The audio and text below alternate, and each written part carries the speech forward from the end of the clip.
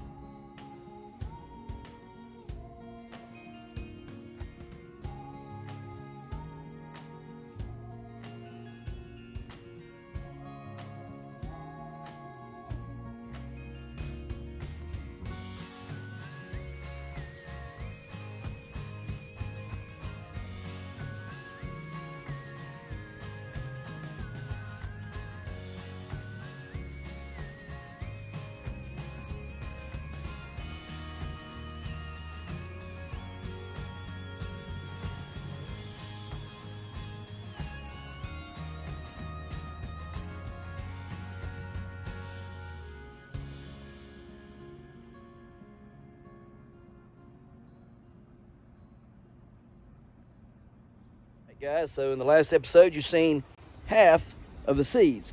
So what we want to do right now is we want to send you back in there, okay, so you can see the other half of the rest of the seeds that we bought, so you guys can catch up on all the seeds that we're going to be growing this year, all right, and the reasons why we bought them.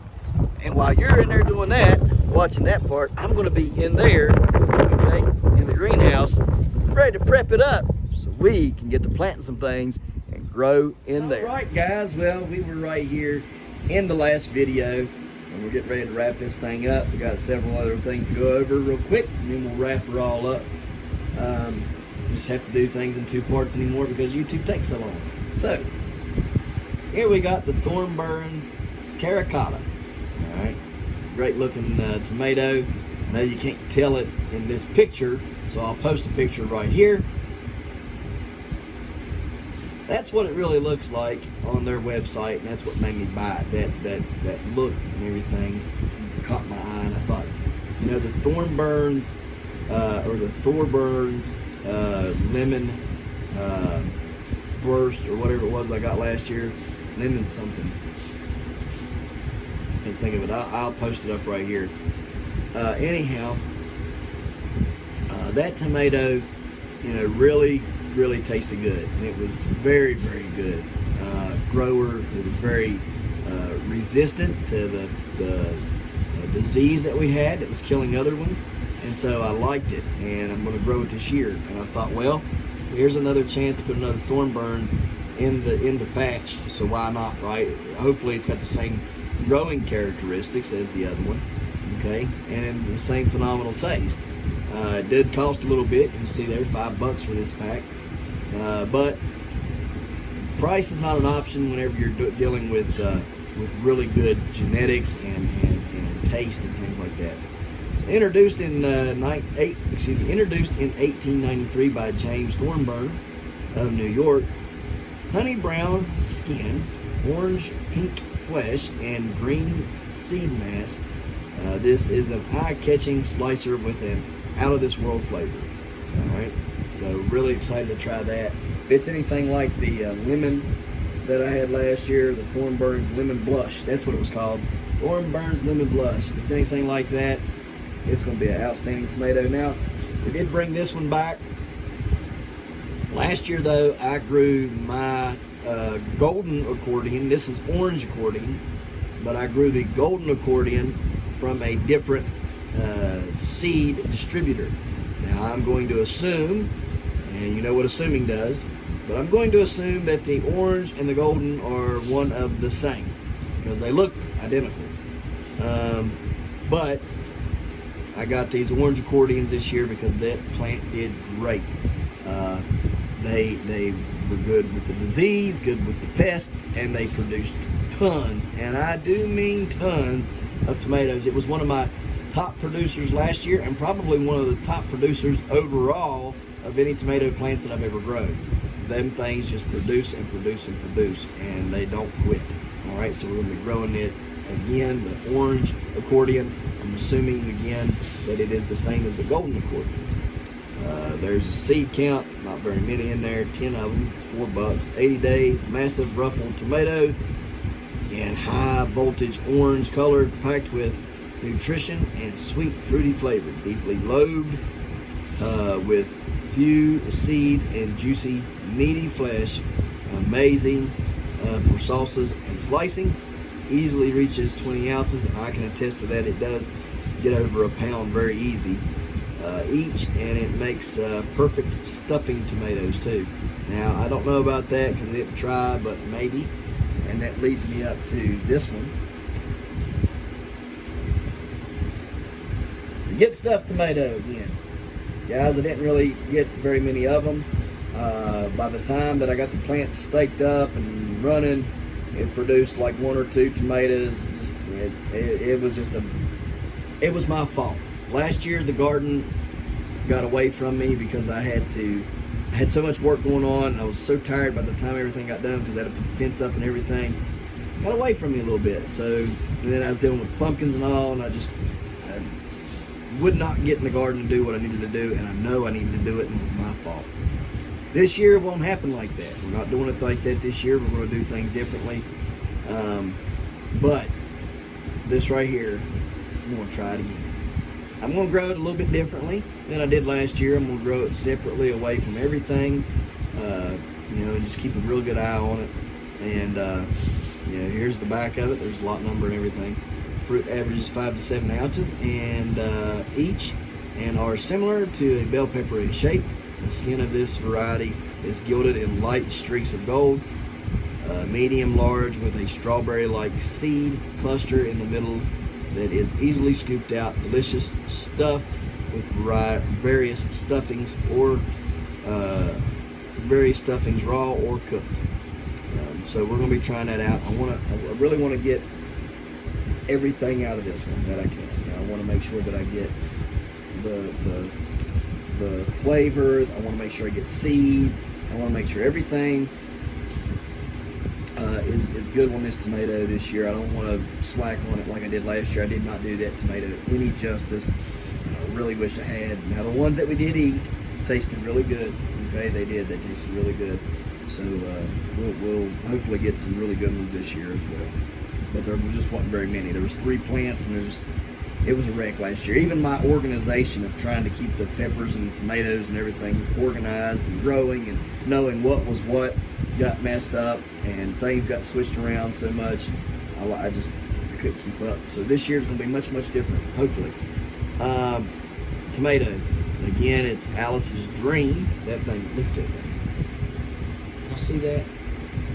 Green and purple and anthocyanins in it, and that yellow and purple up on the top, and the red streaking in it. I mean, it's just an awesome looking tomato. All right. There's the back of it. It's Alice's Dream Tomato is indeterminate, averages 80 days to maturity. A super beautiful beefsteak tomato, bursting with antioxidants and incredible depth of flavor. This medium large beefsteak is golden yellow with red striping and blue blush. We love this productive and reliable anthocyanin rich variety. All right.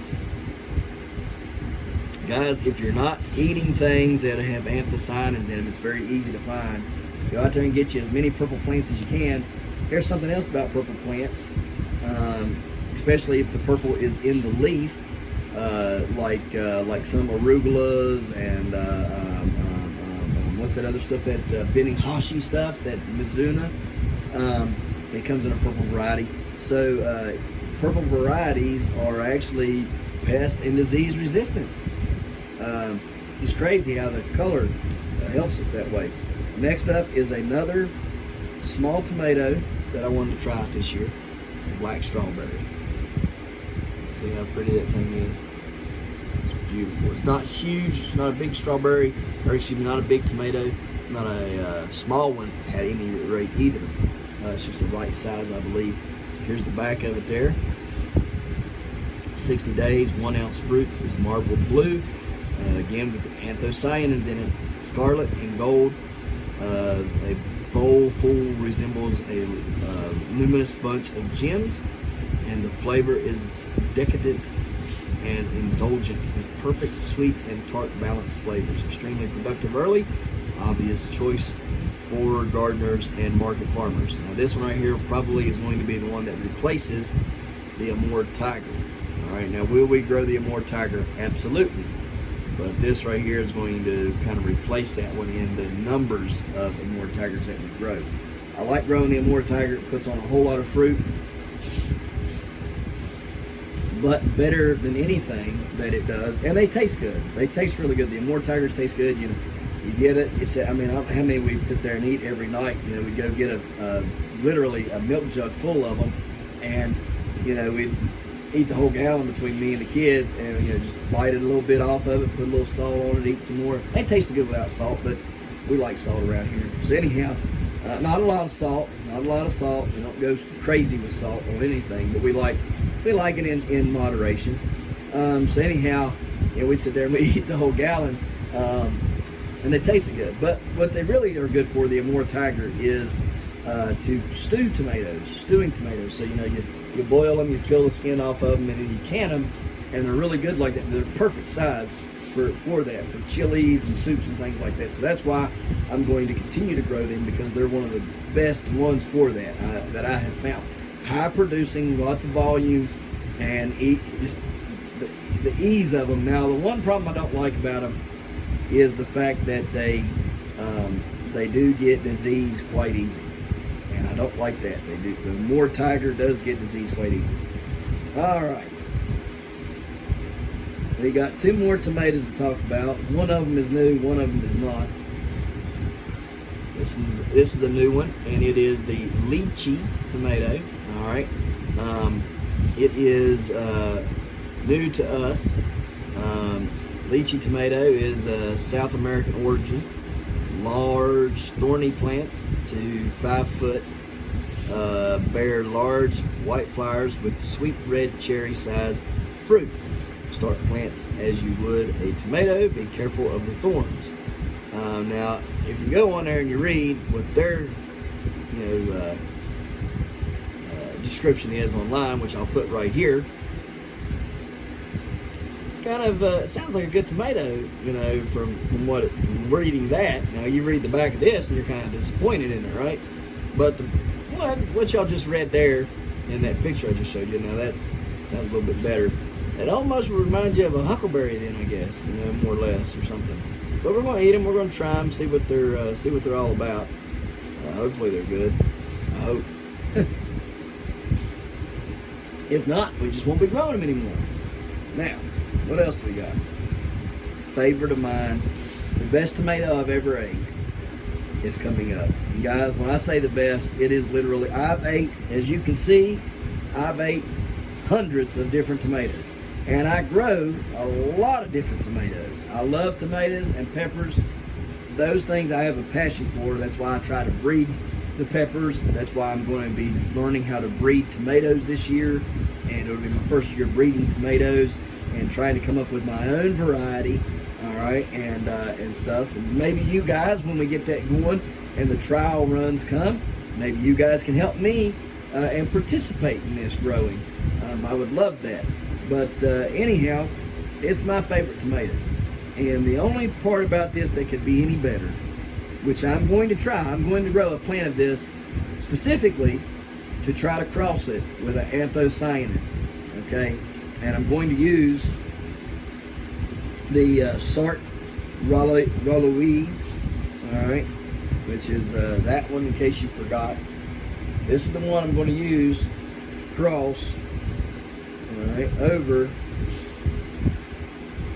into this one. Now, I have got tons of these seeds, all right, I do, or had tons of these seeds. I'm running out quick. People are buying them up pretty quickly from me, so I've got, very few left, and I had like maybe 4 or 5 in the pack that I had. So out of those 4 or 5, and probably 100 left of them that I saved this year, I thought I I better buy them, and because they do go out of stock quite frequently over here at Baker Creek. So I bought it, and we got it, and I'll save this pack unless I need it, and if I don't need it, I'll just save it, but if I need it, I got it. But anyhow, guys, this tomato is awesome. The flavor is awesome. The fuzz on the tomato is phenomenal. I mean, it's like eating a peach tomato. It's crazy. Look at the meat in that thing. Y'all see the meat in that? It's a gorgeous tomato. It tastes great. It produces like a madman. I mean, it produces crazy. Probably the second best plant I had last year, and probably tied with overall best plants. Okay, it's just a crazy machine. They taste great. They're disease resistant. Last year everything else was failing.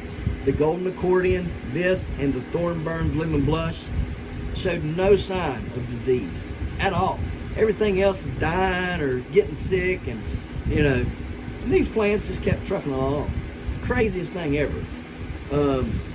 So anyhow, that's why I got them, just to make sure I have them, because I don't want to run out. And I'm not going to tell anybody that I don't have any for sale if I've got some that I can sell still. You know what I mean? And so I don't want to do that. And then, but anyhow, I just went and bought me some more. It is what it is. I got them. Here's the back of it. 75 days, perfectly peachy with a lightly fuzzy skin to match. Imitation peach is nutritious and has a splendid sweet flavor. The orange peach, which we find even more peachy, was a chance cross by Pennsylvania farmer and heirloom expert James Weaver. I'm so glad that he accidentally crossed it and came up with that. That thing is the bomb. Okay. Now again, I'm going to be crossing it with, get it out of here. I'm going to be crossing it to that. This cross will happen. And what I'm wanting and expecting from this cross is keep the characteristics of this, the orange and the fuzz. Get this. That's why I'm doing it with a light color. Okay. Now it might get the size might get a little bit bigger than these, because these are about that big around, right? So their size might get a little bit bigger, and that's fine. But I want to keep the color and I want to keep the fuzz. So if I but I want anthocyanins in it. So I take a lighter colored tomato, which is a pale yellow, with the anthocyanins in it. Okay, I breed over into this. All right, and then we'll have to do selective breeding after this. What we'll do is we'll breed these two. We'll have two plants. We'll put them side by side. We'll pollinate flowers ourselves, and we'll let them just cross-pollinate themselves. We'll even intertwine them together. Kind of twist them up together so they're can try to make ensure breeding. Every tomato that comes off of these plants, off of this plant specifically, will grow. We'll grow both of them out and see which one does what, right? You'll have to. I think it's better to go with this plant and grow these out. I think this right here is where we'll find the better cross, whereas this cross, you might end up getting an orange, fuzzy something, but I don't know that it would be the same as this one. So this will be the cross we'll want. We'll grow these out to see what they do. But anyhow, hopefully what we'll get is a little bit bigger orange peach, maybe about that size, about the size of a baseball, with the same color, with anthocyanin in it, so it'll get dark blushing on the ribs, or on the shoulders as the sun hits it and it grows, and so that's the hope for that. So hopefully that will work, but like I say, we won't know until we get a couple of these tomatoes. Once we get them grown, the first few tomatoes that we get, is as we get them and they ripen, I will take them off the vine.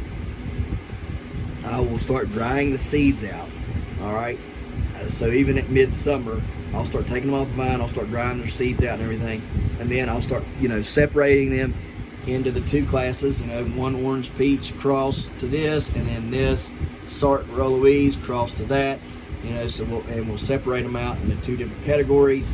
And if you guys want to help me grow these out and kind of, you know, do the research with me, let me know, and we'll figure out a way to get the seeds to you. You're probably going to have to send me a bubble, and then I'll get you the seeds, and then you grow, and then you'll have to keep track.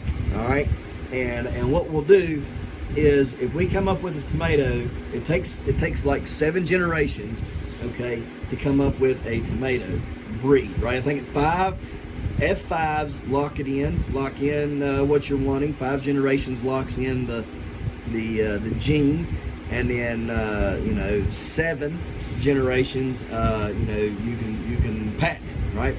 And what we'll do is, if everybody helps me with this, we'll call it the Heavenly Hills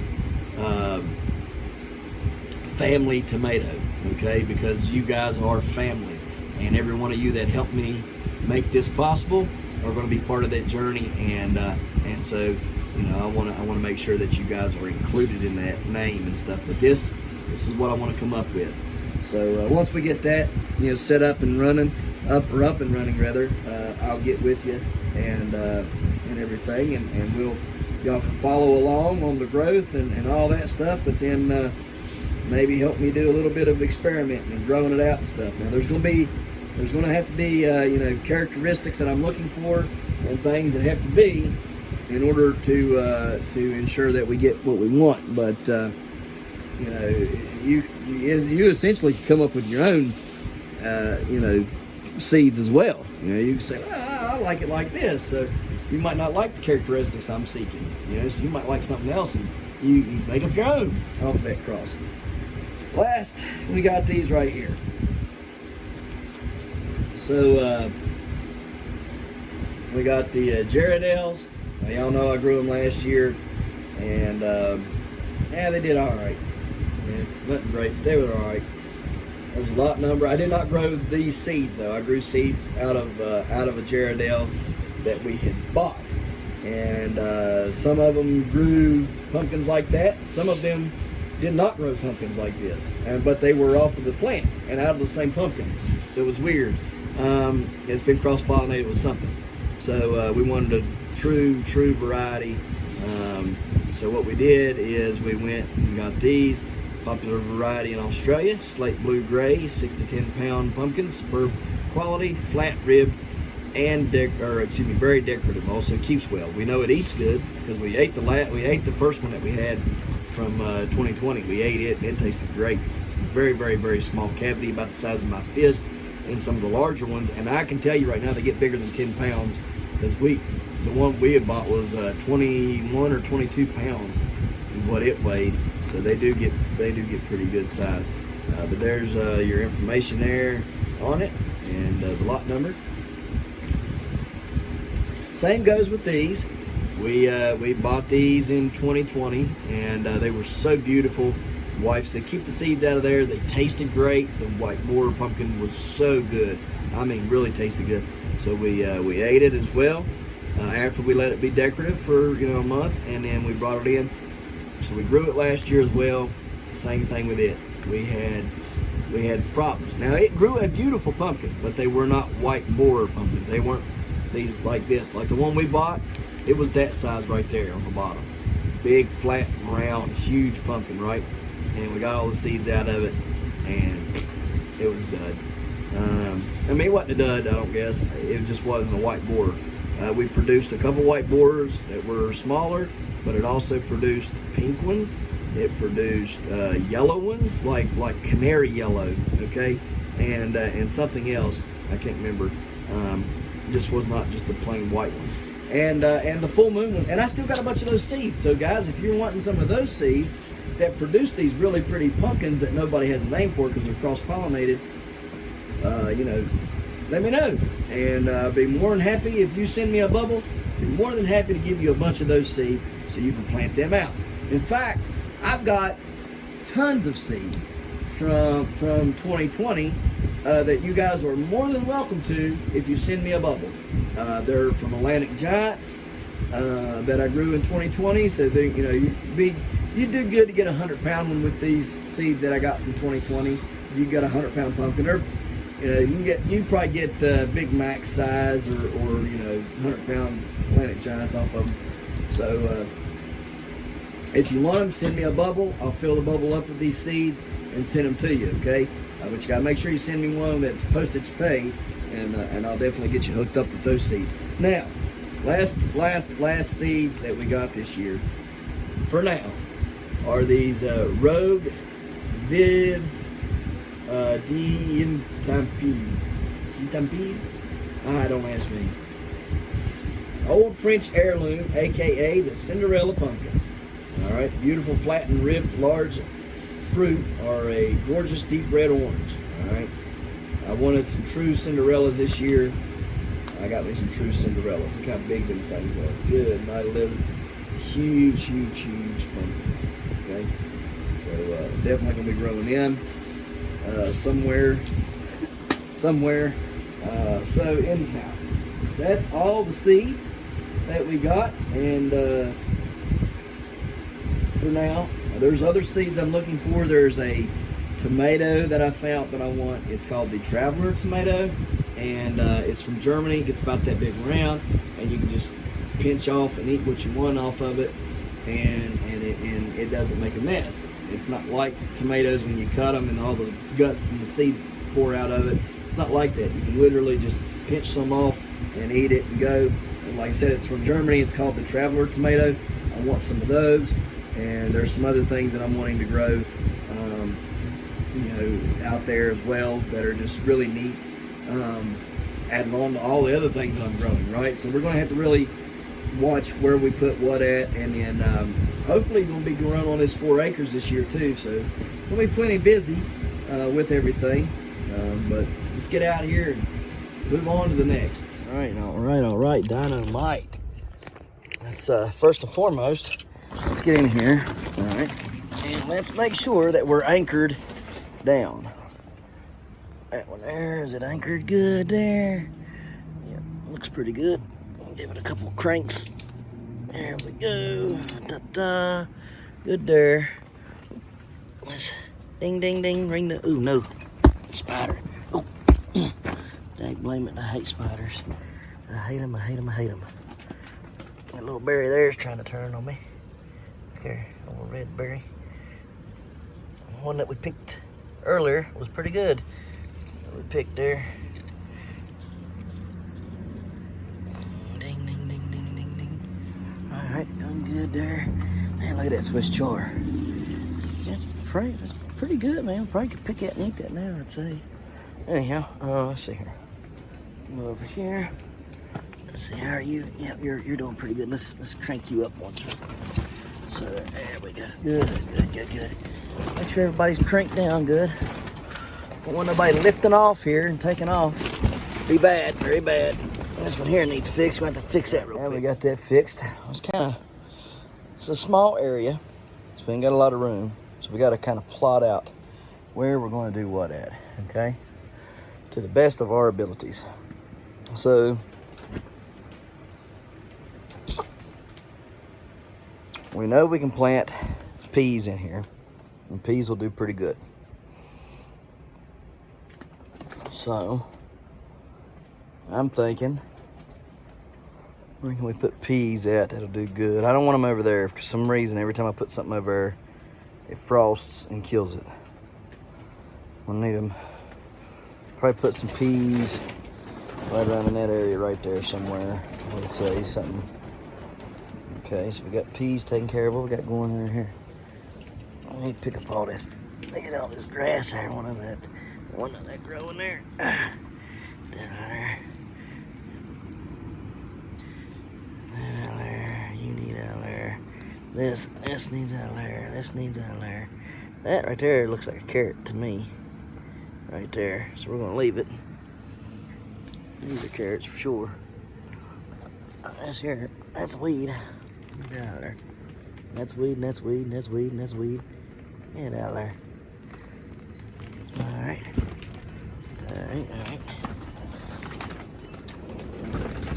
I'm pretty certain these here are dead. I think they're pretty. Now that one there is still alive. I can see the green right there. It's still alive, still kicking. So we'll leave that one there.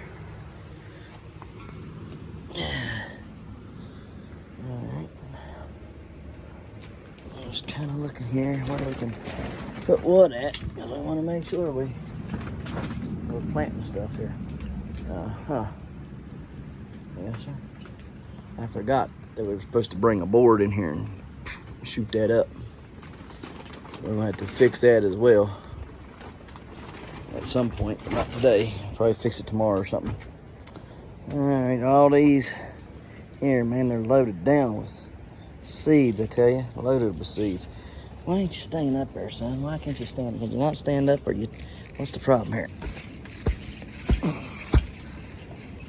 Stand up and out of the way. There you go. Nope, you ain't gonna do it, are you? Nope. You just wasn't raised that way, was you? Yep. You was born a slacker. That's the problem. Yes, sir. That is the problem. Man, you added on another at least 1.5 foot though after you come in here. We need to eat some of this. Ain't no sense in letting it go to waste. It needs to be eat. You just need to stand up there though, son. You're in my way. Don't you understand? Get over there. Stand up now. Stand up. Dude, stand up straight and tall. There you go.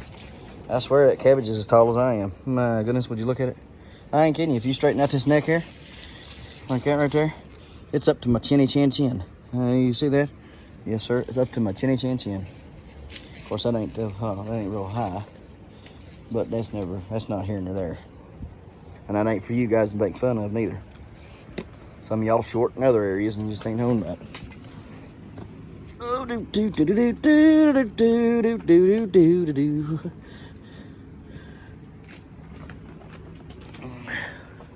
Good night, living. Oh, all this stuff here, just grab it and toss it over there. Some pretty flowers right there. So, yeah. All right. Well, let's see. What do we got to plant? Oh, mercy! Lots of things to plant. Trying to figure out what I want to bring in here and plant. Can't think of it right off the top of my head. I do know that we're going to have to hoe up some of the ground though, wherever we do, whatever we grow. Hoe it up, but you got to be real careful, because if you hoe it up too much, you get down here in this heating cable here. You don't want that. So I think we'll bring out some arugula and some other things like that, and we'll plant some of it this evening here. How do you think? We'll get a couple little beds of arugula and some of that Vulcan chard, Swiss chard stuff, and some other stuff, and plant it, some of the more frost resistant kind of stuff. Just plant a little bit of it, not a lot, just a little bit. All right, just enough to kind of get us going, for the year and get it growing and stuff. Man, I cannot wait to see what this thing does. I am excited. I hope that thing gets 50 foot long and weighs 80 pounds or something. That'd be great, wouldn't it? So anyhow, all right. So we're going to clean up the rest of this mess. Go in here. I'll get the seeds. And we'll go over what we're going to plant in here, where we're planting it at, and all that good stuff. Hey guys, so we got some Vulcan Swiss chard planted right there. All right. I planted just regular old sugar snaps around the blue strap, and that way I can anchor them up. What I'll do is I'll come off of the hook and I'll bring string down to them, and then they can climb up the string when they're ready to climb. So that's planted around that blue strap. I only planted like 8 of them though. I didn't plant a bunch. Right here, planted the water leaf spinach. Okay, right here. Now you can't see it, but it's a mound. There's a hill right there. Planted that whole hill from right there, tip of my finger, all the way there, full of the water leaf spinach. We'll see if we can't get that to go. And it's very, very tiny seeds. May have to try to start them inside, but we're going to try to start them out here and see if it works out here. If not, we'll do them inside. Arugula planted right there. Probably about, I don't know, 10 seeds or so of that planted there. Then right there in that area, there in this area and right here in this area, planted Brussels sprouts. And we're going to see if we can get them to come up and what they'll be like when they do come up. So that's what we got planted today. We'll plant a bunch of other stuff inside and get them started. Put our strawberry seeds in the freezer for for a week, and then into the refrigerator for a few days, and then plant them. So they'll be next week. Going to plant the rutabaga and the beets. Probably going to start them in trays or something and transplant them. If I don't do it that way, then I'll wait till it warms up outside and start direct sowing them out there. Next year, what I want to do is I want to have boxes built in here. Okay, now there won't be up over there. The boxes will be running along right here. There'll be a box all the way out through there, all the way over here. 2 foot wide boxes is what I want. And we'll actually bury these right here. So those will be buried, and it'll be 2 foot wide and probably a foot deep or so, and be able to plant in that. So we'll build that this summer, or sometime we'll get that built. That way it anchors the greenhouse down, but also allows me to grow in a box and give me some walking room, but then also allows me to garden over there. I can't garden over there right now very well, okay, or over there very well. So I'll do it over here. I'll do the front and maybe over there, definitely along this wall right here. I'm going to do along the wall. In fact, what I'm going to do is, see how that plastic blows? Well, I'll push it all the way up against the brick. This plastic will go all the way up against the brick, and then I'll build on top of the brick. I'll build my box on top of that brick, and then on top of the concrete there, because you see concrete that goes around the center block. So put the plastic against the center block, and then lay it down on top of the concrete, build my box, fill it up, and then grow on top of that as well. And then that'll give me, it's probably about 1.5 feet or so width wise there, and then it'll drop off to this, and then I'll till that all up and then grow up against that. So that'll give me more space as well. So we'll fix it all up by next year, and then hopefully we'll have it double paned to where we can keep better heat in here and everything. So that's the hope. Anyhow, going to get off here, going to water everything in, and going ahead and get this video done for the day and get it out to you guys. Let's go down here and round the goats up into the garden there. Let them do their thing in the garden for today, and we'll round them back down here in a minute. All right, boys, let's go. Release the goaties. Come on, goats. Come on, Val. Come on, goats. Let's go, goats. Come on. Come on. Let's go. Valkyrie, quit. Come on, goats. Come on, goats. Come on. Back. Let me get them. Come on, Val. Let's go.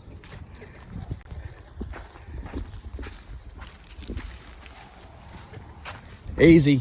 Easy,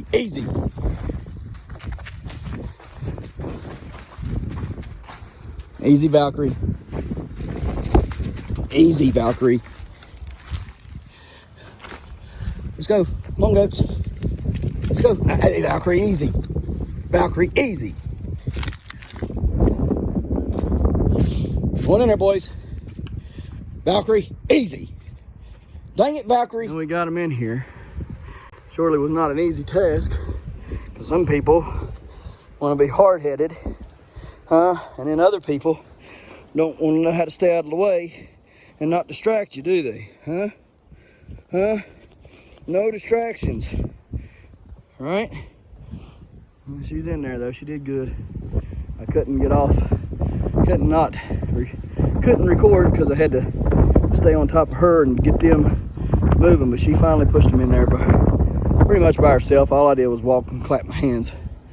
So we gotta do what she's supposed to do today. Okay. Let me get a little bit better situated here.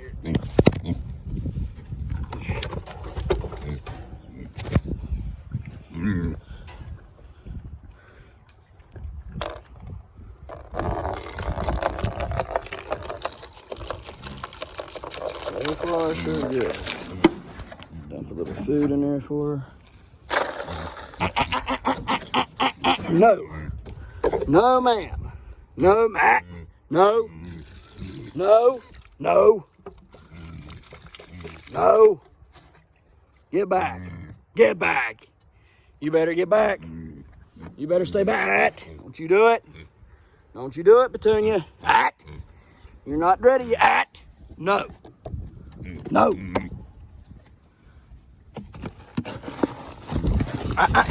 Nope. Okay, now you can get it. Wilbur's sitting over there just as good as you please. Look at him. He's just over there doing so good.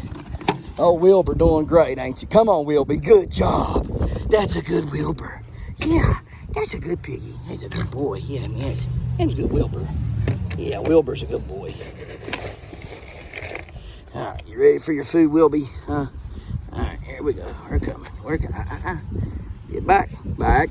Go back, Wilbur. Back, Wilbur. Back. Go back.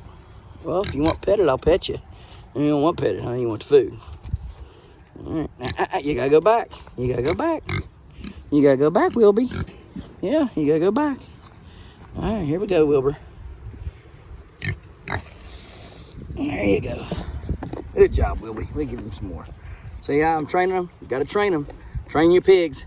You gotta train them to listen, because if not, they'll run you over, and you'll not have any luck with them. They're very strong-willed, hard-headed creatures. You gotta train the pigs. It starts when they're little. You just gotta keep on keeping on until you get them to listen. See, he don't even come to her bowl anymore. So he knows this right here's where he gets fed, and I don't want him over there. She needs to stop. She was, bum rushing the bowl. We never could get it dumped in there right or nothing. And she, just acting like an idiot. So you gotta train her to the bowl, to make sure. And I need to buy another bowl for him, but they ain't got none of these bowls anymore. You can't find them. I might have to buy it offline. I hate doing that. I'd rather buy it from Royal King or something, but it's the only other option I got. Well, besides Chili Mac down there. Chili Mac, it's time for him to go. So we'll talk about that in a second. March and end of February, beginning of March, and all of March, April, and May with this wind.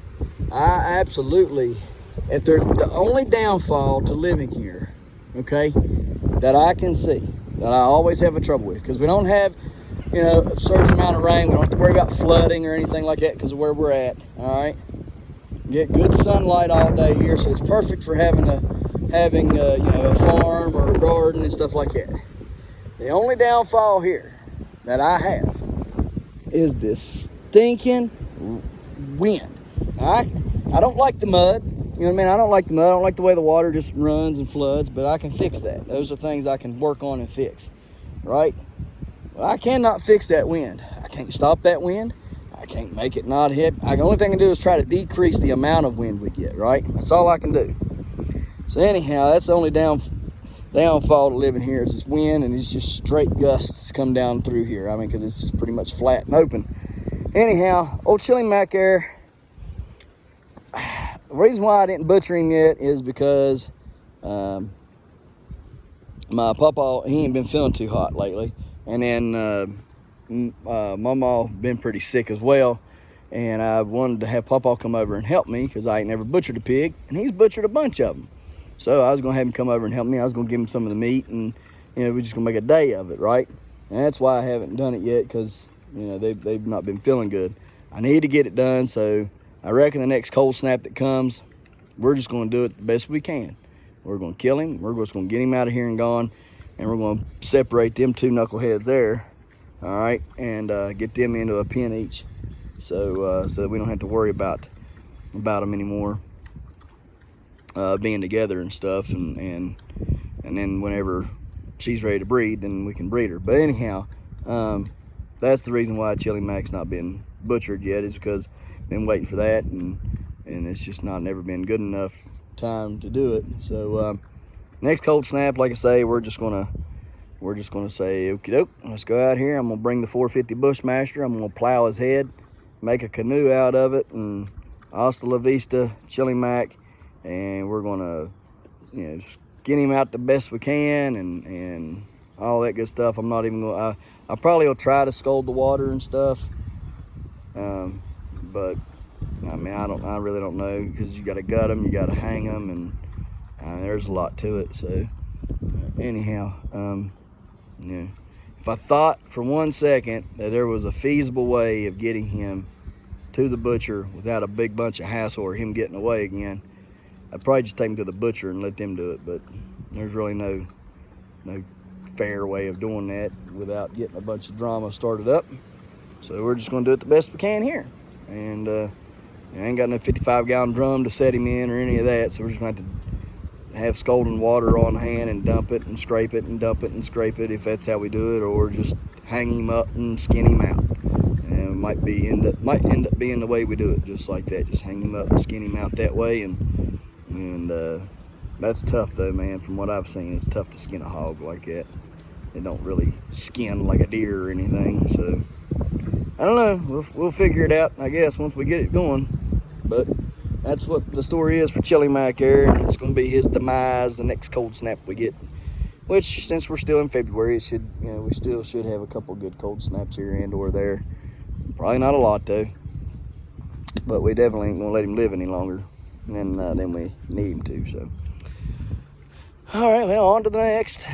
Go over in the greenhouse, see what it looks like. Hey boys, what you doing? Huh? You enjoying yourself over there? Looks like you are. Yeah, it looks like you're enjoying yourself. All right, boys. All right, boys. See you later. See you, boys. They're loving it over there. Good. All right, guys. Well, we appreciate you watching. And we'll certainly see you tomorrow right here in the Hollers and Hills of West Virginia. Don't forget to smash that like button. Hit that notification bell. Don't forget to share. Thank you, good sir. You're welcome. And subscribe.